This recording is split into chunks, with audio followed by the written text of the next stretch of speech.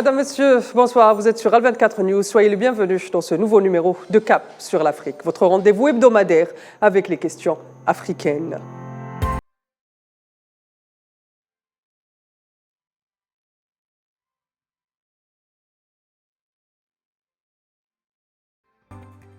Depuis mardi à Kampala, plusieurs dizaines de dirigeants venus des quatre coins du monde sont en conclave réunis pour le 19e sommet du mouvement des non-alignés, placé sous le thème renforcer la coopération et les instruments pour une prospérité mondiale partagée. Créé en 1961 dans le sillage de la décolonisation et réuni quelques 120 pays, devenant ainsi une des organisations qui compte le plus de pays membres après les Nations Unies. Comptant notamment la plupart des pays africains, 39 pays d'Asie, 26 pays d'Amérique latine et des Caraïbes et 2 pays d'Europe, en plus des membres observateurs à l'instar de l'ONU et de la Palestine. Dans les années 70, l'organisation, portée par ses figures de pro, à l'instar du président algérien Houari Boumediene, de l'égyptien Gamal Abdel Nasser, de l'Indien Jawaharlal Nehru ou encore du Yougoslave Tito, devient la voix des sans-voix en mettant en avant les indépendances nationales, la souveraineté, l'intégrité territoriale et la sécurité des pays membres dans leur lutte contre l'impérialisme, le colonialisme, le néocolonialisme, la ségrégation, le racisme et toute forme d'agression étrangère, d'occupation, de domination, d'ingérence ou d'hégémonie de la part des grandes puissances de l'époque, tout en insistant sur la solidarité des peuples du tiers-monde unis dans un destin et un avenir commun. Après des années de gloire, l'organisation devra faire face à la déstabilisation de certains de ses pays membres qui a suivi la chute de l'URSS. Si en Occident, on a depuis longtemps affirmé que le mouvement est en mort cérébrale, dans les pays du tiers-monde, l'aura de ces figures continue à galvaniser la jeunesse qui rêve d'un monde plus équilibré et aspire à lui donner un nouveau souffle, en particulier à la lumière des grands bouleversements mondiaux et des risques d'un conflit globalisé, de plus en plus grandissant et de plus en plus menaçant sur la planète. Madame, Monsieur, vous l'aurez compris, il s'agira pour nous ce soir de nous pencher sur le mouvement des non-alignés, dans son passé, mais aussi son présent et surtout son avenir et les perspectives qui s'offrent à lui. Et pour en parler, j'aurai le plaisir d'être accompagné de Bédis Renissa, expert des questions internationales. Bonsoir Bédis, merci d'avoir accepté mon invitation. Bonsoir, c'est moi qui vous remercie. De Gamel Abinan, habitué de Cap sur l'Afrique et observateur des questions internationales. Bonsoir Gamel. Bonsoir Tina, bonsoir à tout le monde. Merci d'avoir accepté mon invitation, mais aussi d'un autre habitué de Cap sur l'Afrique, Prince Koya, expert ou spécialiste des questions africaines. Bonsoir Prince, merci d'avoir accepté mon invitation. Bonsoir, plaisir partagé. Très bien, bonsoir messieurs. Alors avant de rentrer dans le débat, mais surtout de voir les perspectives qui s'offrent pour le mouvement des non-alignés, il me semble qu'un point pédagogique s'impose à nous, et comme aussi c'est l'habitude de Cap sur l'Afrique. Je commence avec vous, Gamel Abina, et on revient sur l'histoire du mouvement. Est-ce que vous pouvez nous replonger dans le contexte historique dans lequel a été créé le mouvement des non-alignés ?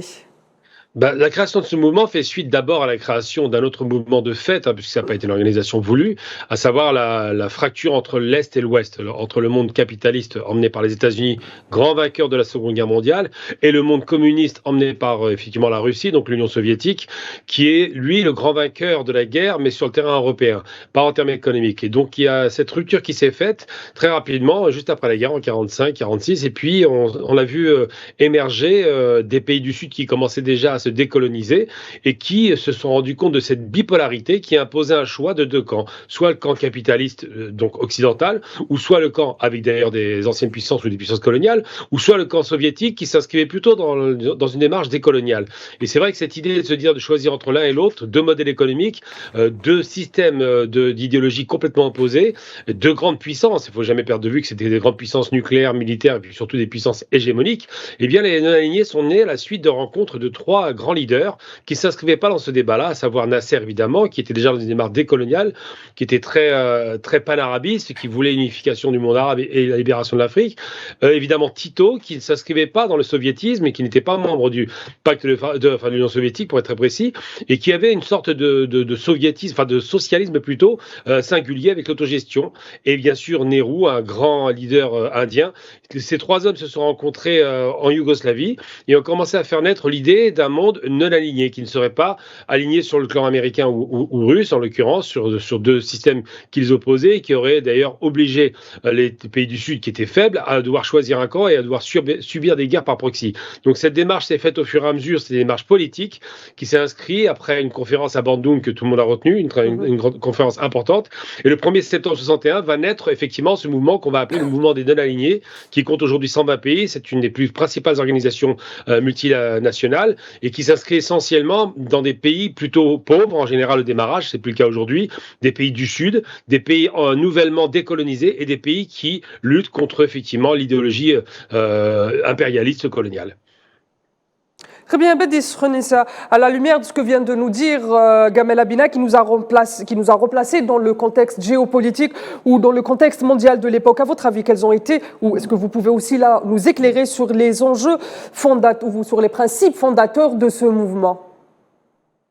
Comme ça vient d'être dit par Gamal, effectivement, à juste titre, il faut contextualiser l'émergence de ce mouvement, un mouvement qui est né dans un contexte mondial scindé en deux, donc le bloc Est et le bloc Ouest, un duopole entre deux grandes puissances.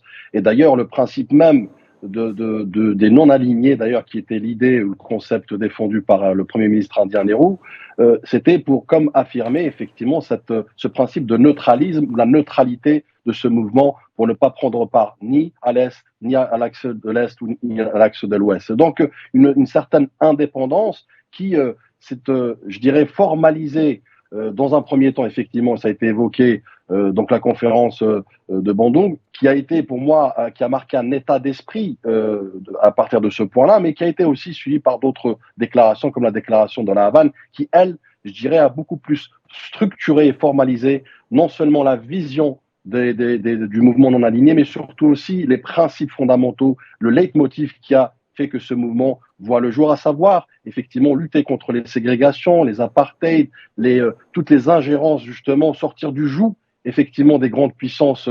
D'ailleurs, à ce jour, c'est une question d'actualité, mais aussi de défendre les sans-voix, porter la voix des sans-voix et aussi jouer ou peser de son poids dans l'équation, dans l'échiquier international, à savoir défendre, je dirais, lutter contre la colonisation, le nécolonialisme, tout, en tout cas, les principes condescendants, je dirais, qui ont été perçus comme condescendants vis-à-vis de pays émergents qui ne demandaient qu'une justice et une équité mondiale, à savoir tant pour le développement que pour aussi la place dans l'échiquier politique mondial qui ont été exclus à ce jour. Donc ce mouvement, effectivement, vient dans le sillage de toutes ces souffrances, je dirais, subies par plusieurs États. Et ce n'est pas un secret qu'aujourd'hui, ce mouvement représente quasi 55% de la population mondiale. C'est un mouvement aussi qui représente des 2/3 des États des Nations Unies. Donc c'est pour vous dire qu'effectivement, il y a un appel d'air qui était animé davantage aujourd'hui par une espèce de déception, en tout cas sur l'échiquier international, de ces États qui ont voulu, encore une fois, sortir du joug des grandes puissances pour dessiner un avenir global, le Sud global peut-être aussi, on pourra évoquer beaucoup plus tard dans le détail, et surtout prendre leur destin en main et dans un élan effectivement de projets communs et surtout de vision et de perspectives élargies. Prince, je viens vers vous à la lumière et surtout je rebondis sur ce que vient de nous dire Bédis Renissa en parlant justement du Sud globalisé et des tentatives du Sud globalisé de s'organiser face à des puissances qui veulent le happer pour le maintien de l'hégémonie internationale ou pour leurs intérêts. Est-ce que vous pensez que ce mouvement-là, le mouvement des non-alignés en 1961, a été la création ou une première tentative d'un Sud qui s'organise pour un avenir meilleur ? Oui, on peut dire effectivement que ce mouvement des non-alignés est un premier pas, effectivement, pour l'affirmation donc de la souveraineté des pays décolonisés pour la plupart.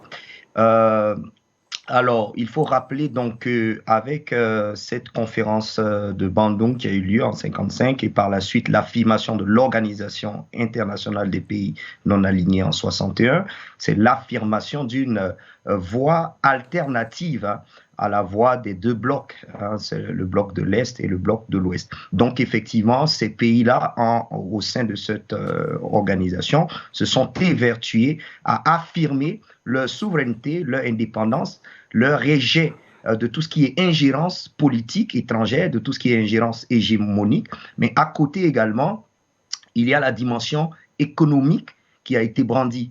D'ailleurs, à la déclaration d'Alger, à la conférence d'Alger en 1973, le président Ouari Boumedienne avait évoqué donc le nouvel ordre économique mondial qui serait basé sur la prise en compte des besoins économiques des pays qui sont non alignés, donc des pays décolonisés. Il avait demandé également aussi un refus de ce qu'on appelait autrefois le consensus de Washington, l'ingérence des institutions financières internationales dans la vie des pays africains et plus généralement dans la vie des pays non alignés. Et donc, c'est un mouvement effectivement qui va susciter des vocations plus tard, même si c'est un ensemble quand même hétérogène avec des intérêts divergents même à l'intérieur quand même de chacun de ces pays. On a quand même pu voir que ce mouvement a propulsé d'autres mouvements comme le G77 à la GNU. On a aussi vu que ce mouvement donc, va susciter des vocations plus tard avec les BRICS, bien aujourd'hui avec 2 membres finalement des pays non alignés qui font partie aujourd'hui des 5 pays membres des BRICS. Donc effectivement, on a un mouvement qui est précurseur finalement du réveil de ce Sud global aujourd'hui. Très bien. Gamel Abina, justement, comme vient de le dire Preskoya, chaque pays a ses caractéristiques au sein de cette organisation. En même temps, il y a 120 pays qui sont membres des non-alignés. Est-ce que vous pouvez là aussi nous remettre dans un contexte géopolitique et nous donner les caractéristiques de certains de ces pays? Est-ce que ces caractéristiques sont toujours les mêmes depuis la création en 1961 jusqu'à aujourd'hui? Est-ce que les enjeux et les caractéristiques de ces pays sont les mêmes? Non, du tout, parce qu'au départ, quand il y a ce mouvement de non-aligné, c'est des pays essentiellement pauvres du Sud qui dépendent complètement des industries du Nord, qui dépendent du commerce avec le Nord, qui dépendent d'une relation, et ça a été dit à l'instant par rapport à ce qui a été dit par Ouari Boumedienne, d'un néocolonialisme économique, c'est-à-dire que les chaînes du colonialisme restaient présentes puisqu'il y avait toujours cette liaison directe des industriels du Nord qui vendaient effectivement du matériel manufacturé au Sud et qui achetaient des matières premières. Ça, c'était le démarrage de pays très pauvres qui sortent effectivement de guerres coloniales violentes, tout simplement, qui avaient été épuisées par une spoliation permanente qui a duré quand même 4 siècles. Ensuite, entre-temps, il se passe quoi? Des pays ont commencé à avoir une certaine essence financière, un décollage économique qu'on observe surtout avec la Chine à partir de Deng Xiaoping en 80. D'autres pays ont plus ou moins de la réussite. Bon, les Russes, on les met de côté puisqu'ils sont effectivement le bloc de l'Est. Et à partir d'une certaine période, on se rend bien compte qu'il y a vraiment un déphasage entre l'Asie particulièrement, où les pays se développent assez rapidement malgré tout, et l'Afrique, où les pays malheureusement restent encore, parce que la proximité avec l'Europe, sous le joug néocolonial occidental. Et ce qui se passe, c'est que des pays qui ont commencé à émerger puissamment, comme la Chine aujourd'hui ou l'Inde, sont des pays qui deviennent des locomotives effectivement des BRICS, ça a été dit, mais pas seulement, qui ont les capacités de pouvoir répondre économiquement à ce néocolonialisme qui avait été, dans la conférence de la Havane en 79, montré du doigt. Parce qu'il faut se rappeler que, au départ, Bandung, c'est d'abord une posture politique avant d'être une posture économique.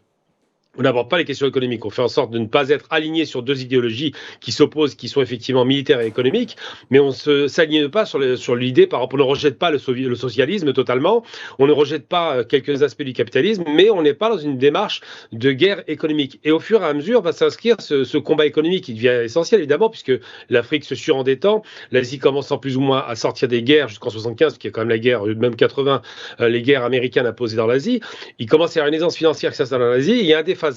Donc aujourd'hui, les questions qui se posent, depuis surtout l'année dernière, enfin il y a 2 ans, depuis l'invasion de l'Ukraine par la Russie, il y a un retour de l'idée de ces non-alignements avec l'idée d'un monde multipolaire, c'est beaucoup évoqué d'ailleurs par les Russes, et avec l'idée que finalement, s'il y a une bipolarité qui se réinstalle, il pourrait y avoir effectivement ce monde multipolaire avec ce grand mouvement qui reprend de la force, qui avait repris un peu de force avec la Ahmadinejad, évidemment de Chavez, mais qui aujourd'hui revient en avant avec 2 luttes cette fois-ci affichées. D'abord, la lutte contre le racisme traditionnel, le colonialisme, l'impérialisme, mais aussi l'idée selon laquelle les pays du Sud ne doivent pas être lésés économiquement. Donc une lutte économique pour éviter le néocolonialisme économique. Donc ces aspects-là, aujourd'hui, sont devenus centraux. Et j'en veux pour preuve d'ailleurs que les BRICS, qui sont constitués sur les questions économiques, le G20, qui s'inscrit dans la question économique, ne croisent pas nécessairement le politique, mais aujourd'hui, le retour de cette force, on peut parler d'un mouvement très puissant des non-alignés, de ces mouvements non-alignés, s'inscrit dans la démarche de dire on doit s'émanciper, non seulement politiquement évidemment, mais économiquement. C'est ce qu'on doit retenir effectivement.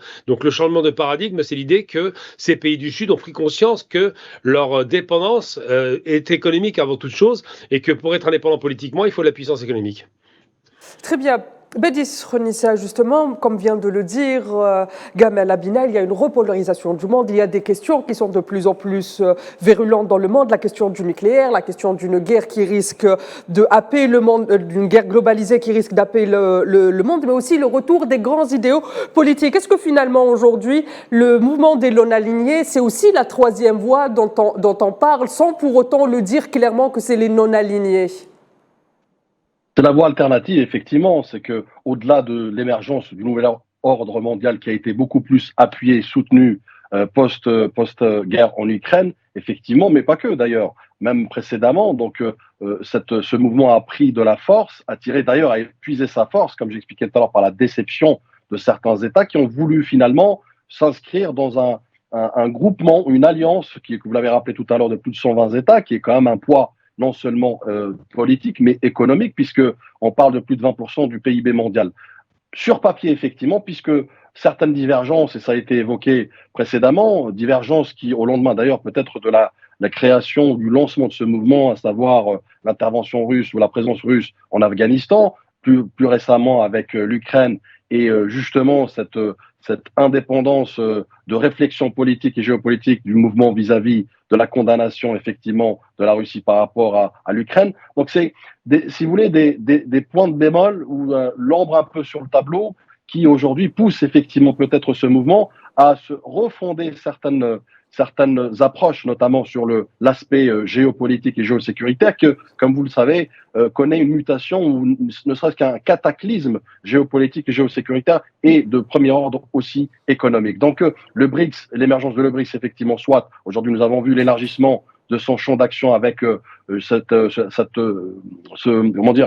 rajout récemment de plusieurs États, notamment l'Arabie Saoudite, l'Iran d'ailleurs, qui pouvaient être réunis dans le même groupe, qui l'aurait cru. Mais c'est pour vous dire qu'effectivement, les lignes ont bougé, les paradigmes ont bougé, mais surtout l'illustration, le concept lui-même et la perception des alliances a changé, puisqu'aujourd'hui, nous nous inscrivons beaucoup plus davantage dans des alliances à intérêt commun, puisque, encore une fois, certaines grandes puissances ont déçu, notamment la grande puissance des États-Unis, marquée par effectivement non seulement la guerre en Ukraine, mais plus récemment aussi avec, nous pourrons en parler beaucoup plus dans le détail, avec la guerre à Gaza et l'impunité totale. Et justement, la guerre à Gaza a été l'invité de ce sommet. Aujourd'hui même, en ce moment même à Kampala se tient la réunion du comité. Il y a eu la condamnation ferme de ce génocide. Il y a eu aussi le soutien à la plainte de l'Afrique du Sud, mais aussi et surtout la condamnation de toute forme de colonialisme, même sur la question du Sahara occidental. Est-ce que finalement, en plus de tous les changements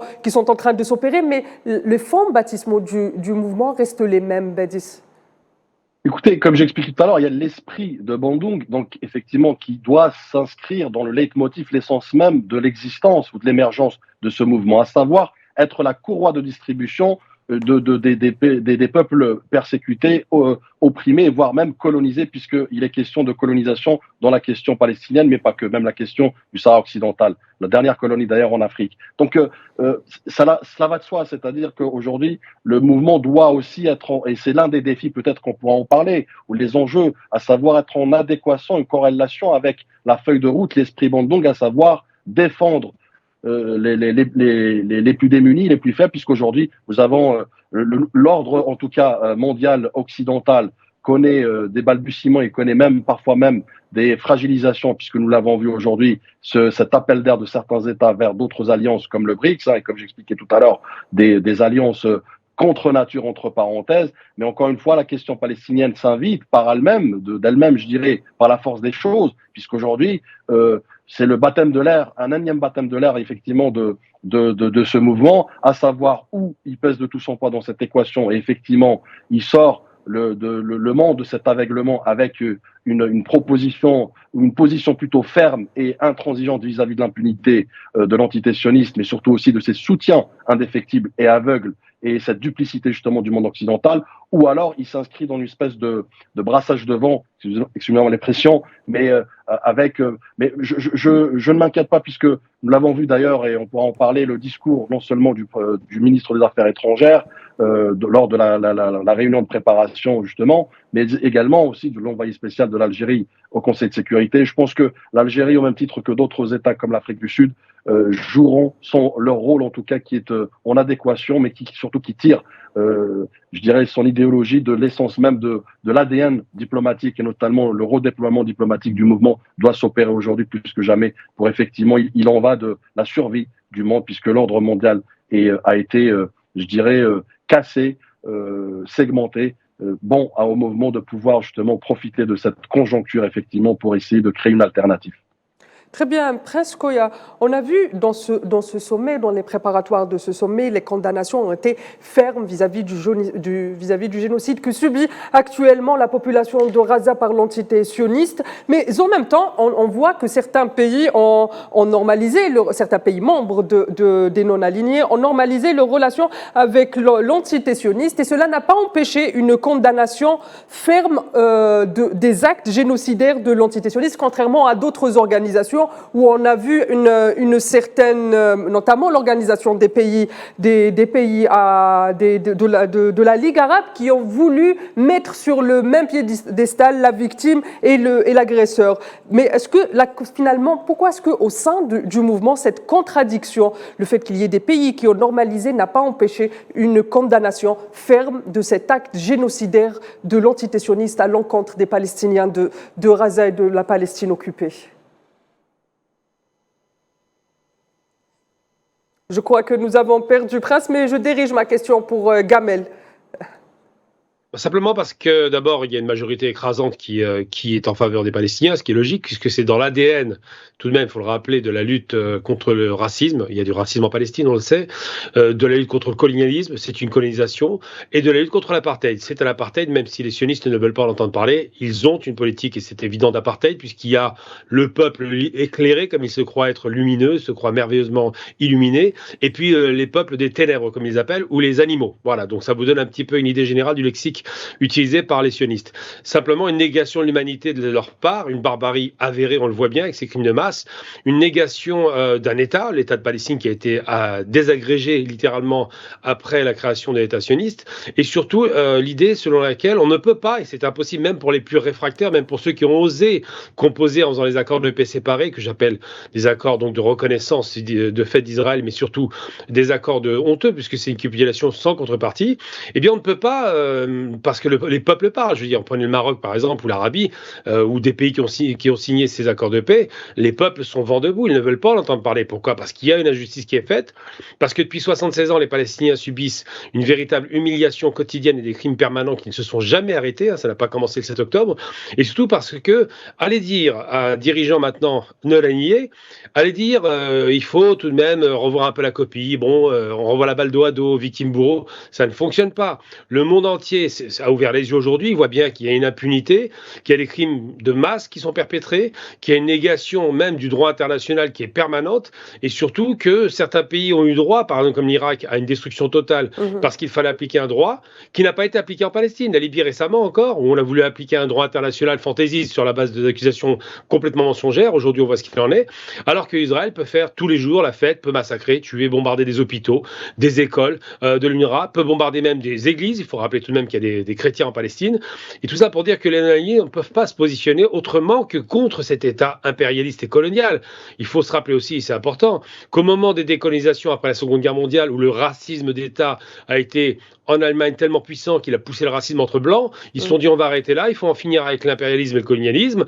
Et au moment des décolonisations, eh bien, on va créer, contre toute logique, un État colonial au Moyen-Orient, en pleine terre arabe. Et je dis bien arabe. C'est pas une question de religion. Il y a des juifs arabes, des chrétiens arabes et des musulmans arabes, mais c'est une terre arabe. Et on va y apporter quoi? Des populations européennes qu'on a martyrisées pour créer un État fantoche de toutes pièces, qui est d'ailleurs un mythe fabriqué par l'Occident. Et bien tout cela, effectivement, les États du Sud le voient, le comprennent. Ils ont le sens de l'histoire, ils savent parfaitement ce qui se passe. Ils comprennent que de toute façon, cet État impérialiste ne veut pas composer avec les Palestiniens parce qu'ils se sentent tout puissants, parce qu'ils ont derrière eux les États-Unis, la France et l'Angleterre. Et ces questions-là sont posées avec acuité. Il est logique aujourd'hui, dans la lignée de leur combat qu'ils ont toujours mené de façon radicale sur la question du racisme en Afrique du Sud, il est logique d'ailleurs que l'Afrique du Sud soit dans le bateau, qu'on lutte contre l'antité-sionisme parce que l'antité-sioniste se positionne comme un État racial, un État qui a un rapport à l'autre de mépris, de suprémacisme, et vraiment un État qui considère que tant qu'il a la puissance, il pourra tuer de façon en toute impunité parce que derrière lui, les États-Unis sont toujours le principal argentier, le principal armateur, celui qui donne les armes, enfin armateur de bateaux, je veux dire, mais celui qui donne les armes, donc la principale puissance industrielle et militaire pour pouvoir garantir la domination de cet État dans la région. Simplement cela. Très bien. Comme vous venez de l'expliquer, les trois invités qu'on a eus ou les trois panélistes qu'on a eus aujourd'hui, on a longtemps considéré cette organisation mort cérébrale, mais aujourd'hui, l'actualité politique fait qu'elle revienne. Bédis, finalement, vous avez commencé à en parler tout à l'heure. Quels sont les enjeux qui entourent ce 19e sommet où l'organisation, à partir du moment où l'échiquier géopolitique mondial a été bouleversé, notamment depuis la guerre en Ukraine ? Il me semble qu'il est pertinent aujourd'hui, d'ailleurs au vu de la conjoncture mondiale, géopolitique, économique, sécuritaire, énergétique, enfin tous les maux du monde que connaît en tout cas la planète aujourd'hui, deviennent un curseur effectivement de changement ou peut-être même voire de refondation, puisqu'il est question au-delà de rassembler, d'unifier, de serrer les rangs effectivement des États membres, mais surtout aussi des futurs peut-être États membres, puisque ce mouvement est amené effectivement aujourd'hui comme ordre alternatif à brasser plus, mais surtout à rassembler davantage pour qu'ils puissent être effectivement non plus sur papier ou coquille vide, mais plutôt vraiment un levier d'action à l'international, mais surtout aussi de peser de tout son poids dans l'échiquier international, à savoir politiquement parlant, puisque il est aussi question, au-delà de promouvoir l'entraide, la solidarité et surtout le droit au développement des pays émergents, des pays en voie de développement, du tiers-monde dans sa globalité, le Sud global, il est aussi question de représentation ou de représentativité. Un gros chantier sur lequel aussi ce mouvement doit s'y atteler à bras-le-corps, à savoir une Afrique un peu plus, qui est la plus importante en matière de population mondiale, en matière de potentialité économique et autres, mais vraisemblablement et paradoxalement, c'est le continent le plus pauvre du monde. Donc effectivement, il y a matière à réflexion, mais surtout d'action aujourd'hui. Et je pense que des locomotives, notamment diplomatiques, comme l'Algérie, comme l'Afrique du Sud, pourraient faciliter davantage, combiner ou conjuguer, j'ai envie de vous dire malheureusement avec une certaine conjoncture, et notamment la plus récente, à savoir la guerre à Gaza et cette triptyque mortifère que j'ai qualifiée, à savoir la déportation et le nettoyage ethnique, conjugué à un génocide à ciel ouvert. Et le troisième point de cette triptyque, effectivement, c'est bien évidemment la famine et la précarité médicale, donc la mort à petit feu. Donc ce prolongement dans le temps de cette triptyque mortifère a fait qu'aujourd'hui, tomber les masques de l'Occident et de son empathie à géométrie variable, mais pas que, c'est-à-dire aussi sa politique à deux poids deux mesures quant à l'empathie, puisqu'il était question hier d'ailleurs, j'aimerais vraiment le souligner, un accord entre le Hamas et notamment Israël pour des médicaments au profit des otages malades de maladies chroniques. Donc c'est pour vous dire qu'effectivement, il y a vraiment une dépréciation notamment de la population gazaoui qui, elle, souffre par centaines de milliers d'absence de médicaments contre une centaine d'otages qui, vraisemblablement, ont une valeur beaucoup plus importante de leur vie. Très bien, Bédis, Renessa, malheureusement, on arrive au temps imparti à cette émission. Cela dit, je vous accorde 30 secondes chacun pour un dernier mot. Je commence avec vous, Prince Koya, vous avez 30 secondes pour un dernier mot. Il est important que le mouvement des non-alignés concrétise son action et sorte simplement des discours pour qu'il soit vraiment une alternative réelle au monde occidental aujourd'hui qui est en déclin. Merci pour ce vœu, Prince Koya, et merci de m'avoir accompagné tout au long de cette émission. Je passe vers vous, Bédis Renessa, vous avez également 30 secondes pour un dernier mot. Non, mais écoutez, c'est bon à ce mouvement de pouvoir effectivement se renouveler, se réinventer effectivement, conjointement, collectivement, encore une fois, usant peut-être de ces disparités et cette injustice mondiale pour pouvoir émettre un vrai projet politique qui rassemble tous les États, mais surtout aussi qui devient un espace alternatif pour pouvoir s'exprimer et aussi être au même piédestal que l'Occident qui connaît ces dernières heures vraisemblablement. Très bien, merci Badis Khounessa. À vous aussi, vous avez été positif. Gamel Abina, vous n'avez pas le choix. Votre dernier mot aussi doit être positif et c'est une habitude aussi dans Cap sur l'Afrique. Tout à fait. Moi, je dirais simplement, c'est que si les Indiens d'Amérique avaient des arcs, à la place des arcs et des flèches et fusils, ils existeraient encore. Si c'est le monde musulman qui avait été en Amérique, il serait encore vivant aujourd'hui, il n'y aurait pas eu d'Holocauste. On peut parler d'Holocauste. Et je dirais que les non-alignés doivent penser dans le même terme. Il faut être capable économiquement d'être solide, indépendant, pour pouvoir faire face à l'ordre capitaliste. Et je pense qu'aujourd'hui, la vocation des non-alignés, qui s'inscrit clairement dans un monde multipolaire avec des échanges du Sud entre eux, permettra cette émancipation et cette libération des peuples, en l'occurrence. Très bien, merci Gamel Abina. Merci, messieurs, de m'avoir accompagné tout au long de cette émission. Merci à vous, très chers téléspectateurs, d'être fidèles à Cap sur l'Afrique. Et évidemment, on ne souhaite que la prospérité et la paix pour les peuples du monde entier. Madame, monsieur, je vous donne rendez-vous la semaine prochaine pour une nouvelle question africaine. D'ici là, prenez soin de vous.